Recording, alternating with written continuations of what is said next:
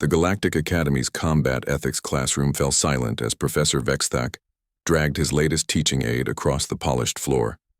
The massive Kethmoran skull, easily 3 meters long with razor-sharp fangs, still gleaming under the artificial light, scraped against the metal with an ominous screech that sent shivers through most of the assembled students. "Behold."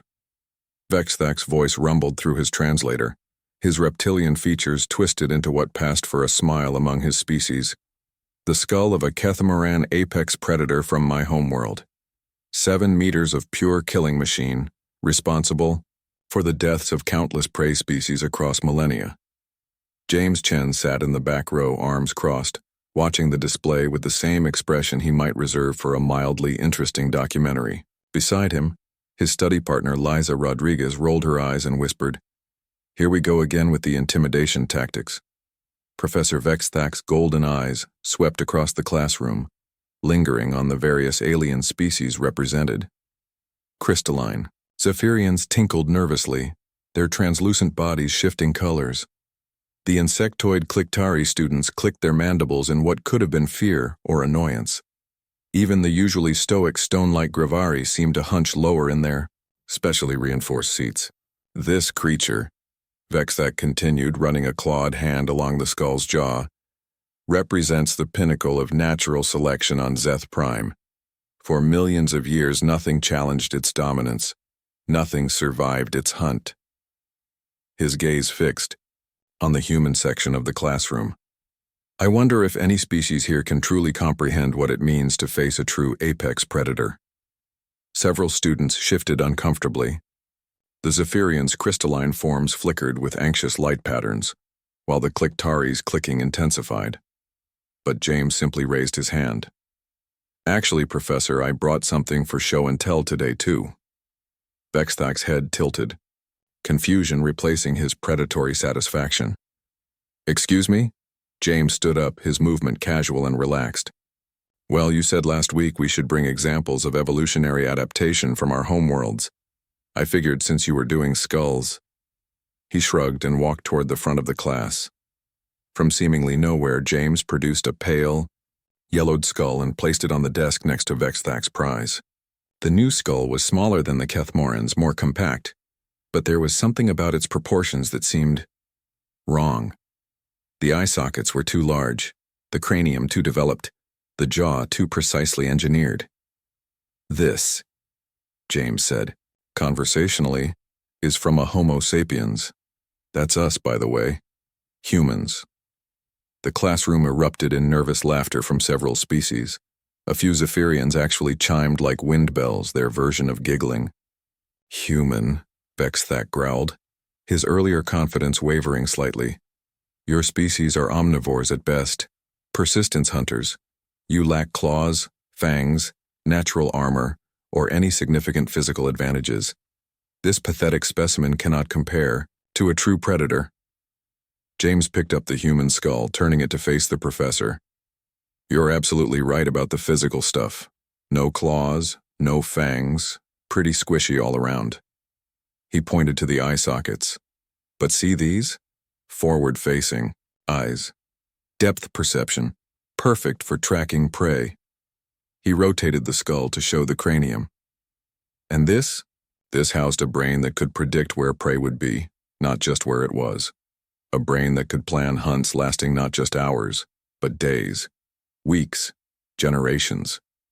The laughter had stopped. Even Vexthak seemed transfixed. "Your Kethmoran was impressive, don't get me wrong. 7 meters of muscle and teeth, dominated its ecosystem through raw power." James set the skull down gently. "But you know what happened to most of the apex predators on Earth?" Liza, still in her seat, called out with a grin. "We ate them. We ate them," James confirmed. "Not because we were stronger or faster or had bigger teeth, but because we were smarter. We worked together. We made tools. We turned their own strengths against them." He picked up a small device from his pocket, projecting a holographic display above the desk. Images of Earth's history flickered through. The air, humans with spears surrounding mammoths, early agricultural settlements, cities rising from grasslands. The Kethmoran was an apex predator in a stable ecosystem. But humans? We were something else entirely. We were apex adapters. Every environment, every challenge, every predator that tried to hunt us. James's smile was perfectly friendly and absolutely terrifying. We either outlasted them, outsmarted them, or outlived them. The hologram shifted to show more recent history. Humans in spacesuits, ships crossing between stars, colonies on alien worlds. And now here we are, scattered across the galaxy, adapting to every world we find, making friends with species our ancestors never could have imagined. His smile widened as he looked directly at Vexthak. Though I have to say, Professor, your intimidation technique needs work. On Earth, we'd call this bringing a knife to a gunfight. Professor Vexthak stared at the small human skull, then at James, then back at his massive Kethmoran trophy. For the first time since Liza had known him, the proud warrior scholar looked genuinely unsettled. The Kethmoran, Vexthak said slowly, ruled through fear and strength. And they're extinct now, aren't they? James asked gently. The professor nodded reluctantly. Funny thing about apex predators, James continued, packing away his skull with the same casual efficiency he'd displayed it. They're perfectly adapted for their environment, right up until that environment changes. Then, he shrugged. Natural selection finds something better adapted to the new reality. As James returned to his seat, the classroom remained silent. Liza squeezed his shoulder as he sat down, whispering, "Show off." Professor Vexthak looked at his prized Kethmoran skull, then at the diverse mix of species in his classroom, many of whom were now looking at the humans with a new mixture of respect and wariness. "Class dismissed," he said quietly. "Tomorrow, we'll discuss adaptive advantages in cooperative species." As the students filed out, chattering in dozens of languages and communication methods, Liza heard one of the Kliktari students clicking rapidly to another. Note to self: never challenge the humans to an evolutionary arms race. James just smiled and helped pack up their things, already looking forward to tomorrow's lesson.